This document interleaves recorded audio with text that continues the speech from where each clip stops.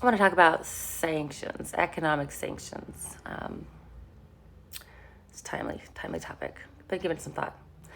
And before I get into any sort of specifics on those musings, I want to tell you a story, or have you at least imagine a story.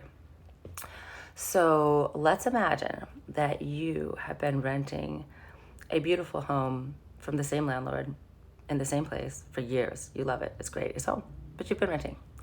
And your landlord is not cool, but you kind of have to placate them because they're your landlord. They could materially impact your life, and you're doing okay. That's why you live there.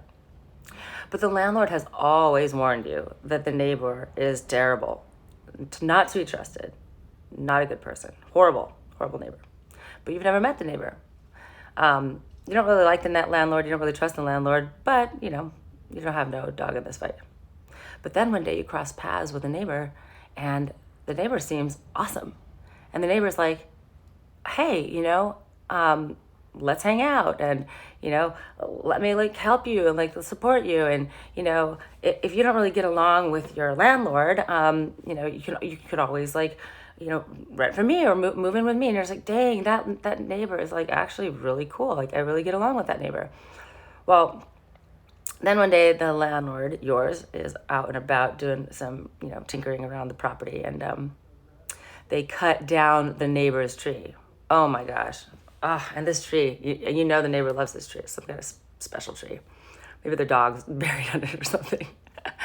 Anyway, I don't know about you, but this kind of stuff leads to some big disputes. So the neighbor's like, hey, listen, this has nothing to do with you, but I got to hold your landlord accountable. This is super duper not okay. And you're like, okay, I get that. But you're also kind of like, well, the landlord, definitely cut down that tree and certainly deserves it. So, I get it, right? I'm supportive, totally. But I really don't want to get involved because I do live here and I can't be on bad terms with my landlord. But then the neighbor's like, hey, it'd be super helpful maybe if you stop paying your rent, or maybe filed a complaint against your landlord because they deserve what's coming to them. They're terrible for cutting down my tree.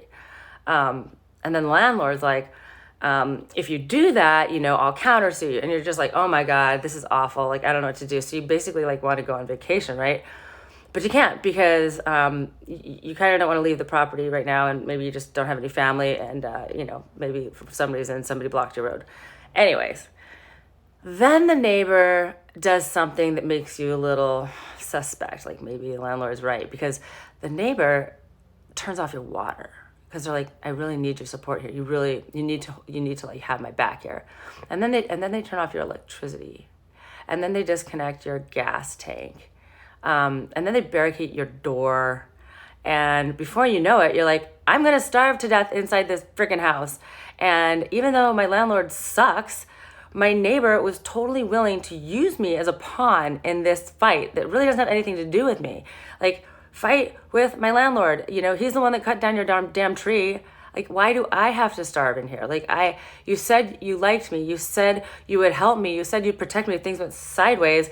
But right now, you don't care about me. In fact, you're using me as a pawn in your petty, or maybe it's not petty, in your argument, and frankly, I feel really, really demoralized, and I don't trust anyone. And, frankly, I feel kind of incapacitated to do anything. And whoever sort of wins this dispute, it doesn't really matter to me because I kind of hate both of you.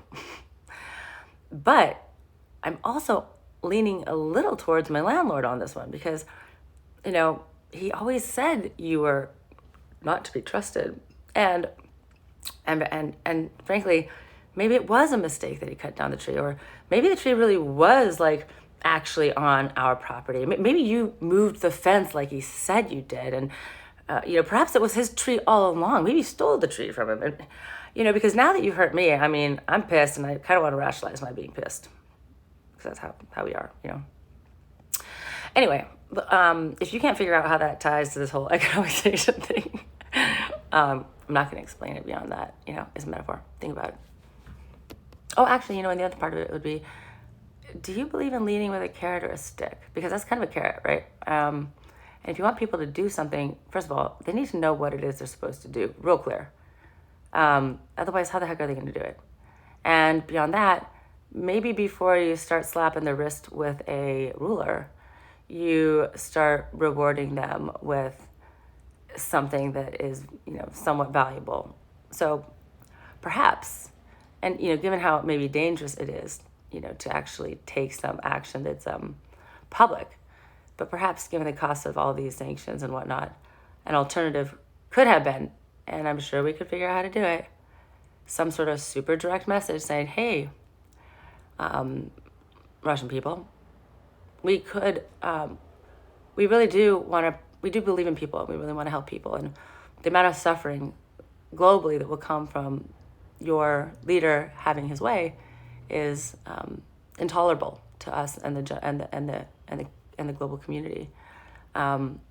We can take actions that would be really painful, and we can pose them intentionally on the leader, but it would also really hurt you.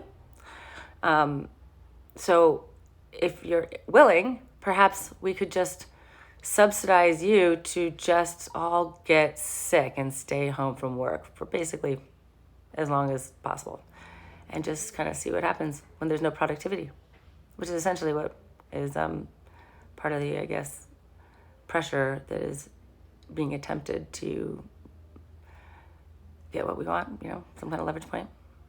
Anyway, it just seems like there could be a way that we could lead a little bit more with a carrot than a stick.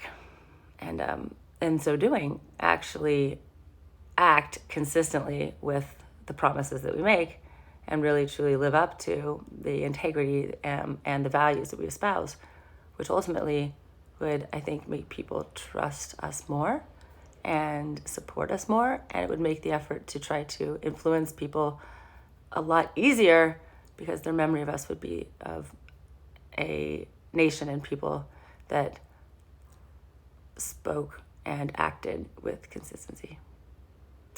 Anyway, I'm not sure I'm super sold on this whole economic sanctions situation, and that's my thought for the day.